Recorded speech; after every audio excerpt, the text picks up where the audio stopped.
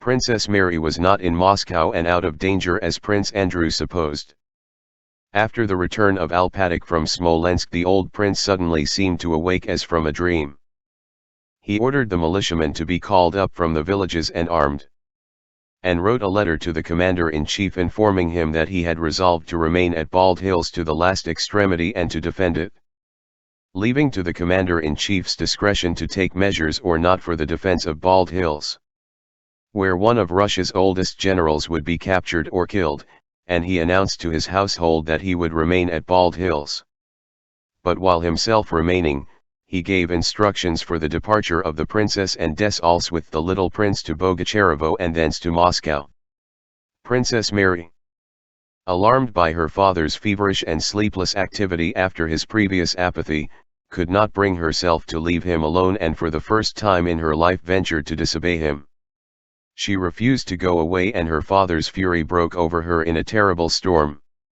He repeated every injustice he had ever inflicted on her, trying to convict her.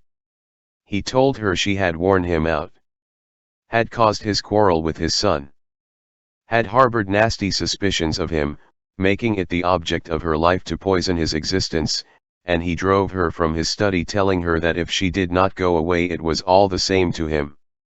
He declared that he did not wish to remember her existence and warned her not to dare to let him see her. The fact that he did not, as she had feared, order her to be carried away by force but only told her not to let him see her cheered Princess Mary. She knew it was a proof that in the depth of his soul he was glad she was remaining at home and had not gone away. The morning after little Nicholas had left, the old prince donned his full uniform and prepared to visit the commander-in-chief. His caleche was already at the door. Princess Mary saw him walk out of the house in his uniform wearing all his orders and go down the garden to review his armed peasants and domestic serfs. She sat by the window listening to his voice which reached her from the garden. Suddenly several men came running up the avenue with frightened faces. Princess Mary ran out to the porch, down the flower-bordered path, and into the avenue. A large crowd of militiamen and domestics were moving toward her, and in their midst several men were supporting by the armpits and dragging along a little old man in a uniform and decorations. She ran up to him and, in the play of the sunlight that fell in small round spots through the shade of the lime tree avenue, could not be sure what change there was in his face. All she could see was that his former stern and determined expression had altered to one of timidity and submission. On seeing his daughter he moved his helpless lips and made a hoarse sound. It was impossible to make out what he wanted. He was lifted up, carried to his study, and laid on the very couch he had so feared of late. The doctor, who was fetched that same night, bled him and said that the prince had had seizure paralyzing his right side. It was becoming more and more dangerous to remain at Bald Hills, and next day they moved the prince to Bogucharovo, the doctor accompanying him. By the time they reached Bogucharovo, Dessalles and the little prince had already left for Moscow. For 3 weeks the old prince lay stricken by paralysis in the new house Prince Andrew had built at Bogucharovo, ever in the same state, getting neither better nor worse. He was unconscious and lay like a distorted corpse. He muttered unceasingly, his eyebrows and lips twitching, and it was impossible to tell whether he understood what was going on around him or not. One thing was certain, that he was suffering and wished to say something. But what it was, no one could tell. It might be some caprice of a sick and half-crazy man, or it might relate to public affairs, or possibly to family concerns. The doctor said this restlessness did not mean anything and was due to physical causes. But Princess Mary thought he wished to tell her something, and the fact that her presence always increased his restlessness confirmed her opinion. He was evidently suffering both physically and mentally. There was no hope of recovery. It was impossible for him to travel, it would not do to let him die on the road. Would it not be better if the end did come, the very end? Princess Mary sometimes thought. Night and day, hardly sleeping at all, she watched him and, terrible to say, often watched him not with hope of finding signs of improvement but wishing to find symptoms of the approach of the end. Strange as it was to her to acknowledge this feeling in herself, yet there it was. And what seemed still more terrible to her was that since her father's illness began, perhaps even sooner, when she stayed with him expecting something to happen, all the personal desires and hopes that had been forgotten or sleeping within her had awakened. Thoughts that had not entered her mind for years, thoughts of a life free from the fear of her father. And even the possibility of love and of family happiness floated continually in her imagination like temptations of the devil. Thrust them aside as she would, questions continually recurred to her as to how she would order her life now, after that. These were temptations of the devil, and Princess Mary knew it. She knew that the sole weapon against him was prayer, and she tried to pray. She assumed an attitude of prayer, looked at the icons, repeated the words of a prayer, but she could not pray. She felt that a different world had now taken possession of her, the life of a world of strenuous and free activity, quite opposed to the spiritual world in which till now she had been confined and in which her greatest comfort had been prayer. She could not pray, could not weep, and worldly cares took possession of her. It was becoming dangerous to remain in Bogucharovo. News of the approach of the French came from all sides, and in one village, 10 miles from Bogucharovo, a homestead had been looted by French marauders. The doctor insisted on the necessity of moving the prince. The provincial marshal of the nobility sent an official to Princess Mary to persuade her to get away as quickly as possible.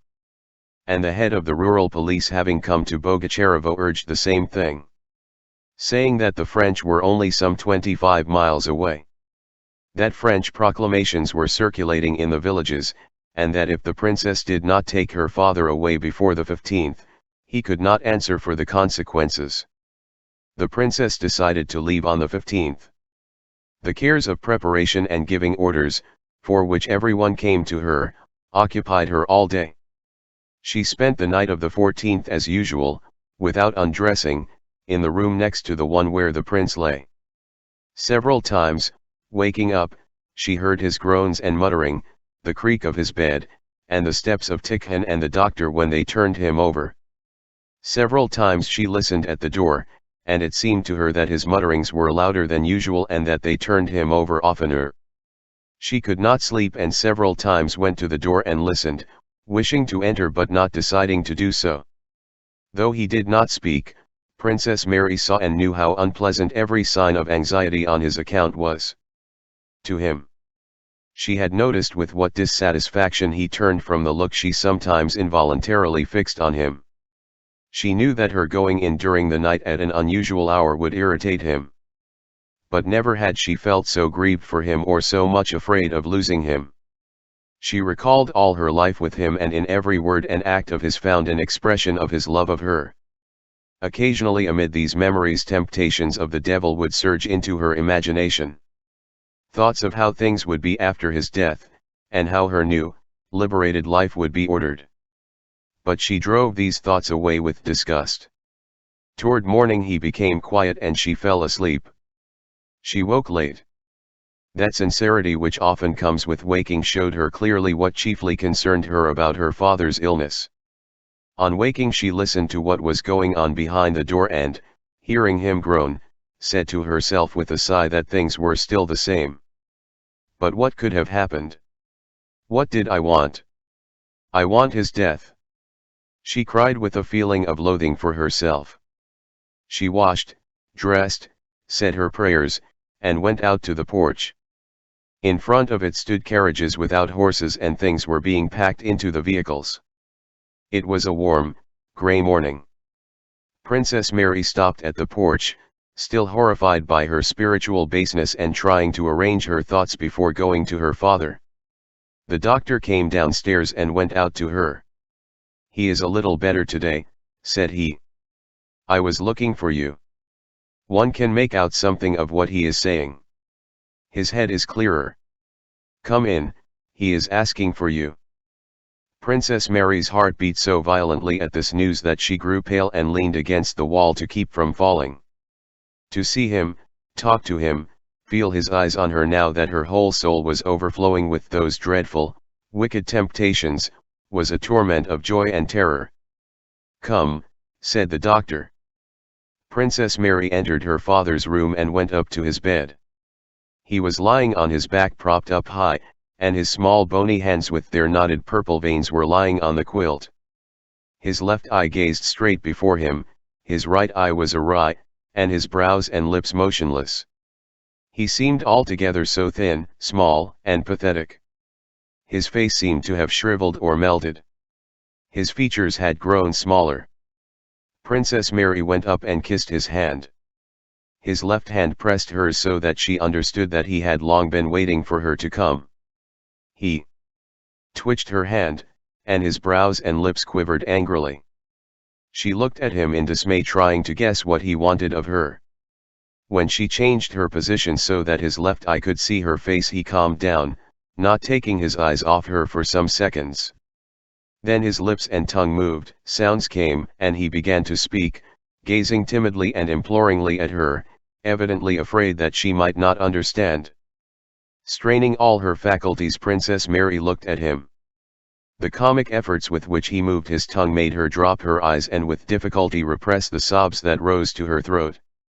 He said something, repeating the same words several times. She could not understand them, but tried to guess what he was saying and inquiringly repeated the words he uttered. MMM. AR. 8.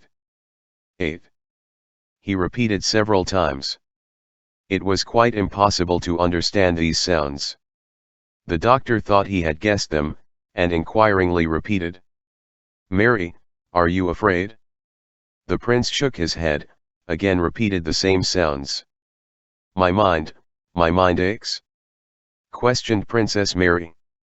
He made a mumbling sound in confirmation of this, took her hand, and began pressing it to different parts of his breast as if trying to find the right place for it. "Always thoughts? About you? Thoughts?" He then uttered much more clearly than he had done before, now that he was sure of being understood. Princess Mary pressed her head against his hand, trying to hide her sobs and tears. He moved his hand over her hair. "I have been calling you all night," he brought out. "If only I had known," she said through her tears. "I was afraid to come in." He pressed her hand. "Weren't you asleep?" "No, I did not sleep," said Princess Mary, shaking her head. Unconsciously imitating her father, she now tried to express herself as he did, as much as possible by signs, and her tongue too seemed to move with difficulty. "Dear one. Dearest." Princess Mary could not quite make out what he had said, but from his look it was clear that he had uttered a tender caressing word such as he had never used to her before. "Why didn't you come in?" "And I was wishing for his death," thought Princess Mary. He was silent a while. "Thank you, daughter dear. For all. Forgive. Thank you. Forgive. Thank you." And tears began to flow from his eyes. "Call Andrew," he said suddenly, and a childish, timid expression of doubt showed itself on his face as he spoke. He himself seemed aware that his demand was meaningless. So at least it seemed to Princess Mary. "I have a letter from him," she replied. He glanced at her with timid surprise. "Where is he?" "He's with the army, father, at Smolensk." He closed his eyes and remained silent a long time. Then, as if in answer to his doubts and to confirm the fact that now he understood and remembered everything, he nodded his head and reopened his eyes. "Yes," he said, softly and distinctly. "Russia has perished. They've destroyed her." And he began to sob, and again tears flowed from his eyes. Princess Mary could no longer restrain herself and wept while she gazed at his face. Again he closed his eyes. His sobs ceased, he pointed to his eyes, and Tikhon, understanding him, wiped away the tears. Then he again opened his eyes and said something none of them could understand for a long time, till at last Tikhon understood and repeated it. Princess Mary had sought the meaning of his words in the mood in which he had just been speaking. She thought he was speaking of Russia, or Prince Andrew, of herself, of his grandson, or of his own death, and so she could not guess his words. "Put on your white dress." "I like it," was what he said. Having understood this, Princess Mary sobbed still louder, and the doctor, taking her arm, led her out to the veranda, soothing her and trying to persuade her to prepare for her journey. When she had left the room, the prince again began speaking about his son, about the war, and about the emperor, angrily twitching his brows and raising his hoarse voice, and then he had a second and final stroke. Princess Mary stayed on the veranda. The day had cleared, it was hot and sunny. She could understand nothing, think of nothing and feel nothing, except passionate love for her father, love such as she thought she had never felt till that moment. She ran out sobbing into the garden and as far as the pond, along the avenues of young lime trees Prince Andrew had planted. Yes. I wished for his death. Yes, I wanted it to end quicker. I wished to be at peace. And what will become of me? What use will peace be when he is no longer here? Princess Mary murmured, pacing the garden with hurried steps and pressing her hands to her bosom, which heaved with convulsive sobs.